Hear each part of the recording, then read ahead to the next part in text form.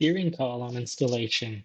This job is pretty straightforward, but there are a couple of things to pay attention to. First, you want to make sure that the steering column is centered. It's very easy to have um, the wheels turned all the way to one side and thinking you're centered when actually you're not. So first thing to do is just straighten out the wheels to make sure you're as close to center as possible.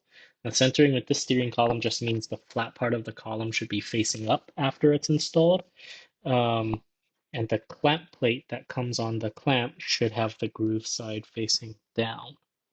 One thing I missed in this section was that there is a bushing piece. There's a plastic white part that goes inside of like a black rubber part. Uh, I thought mine was already pre-installed because I looked inside the dash and there was one.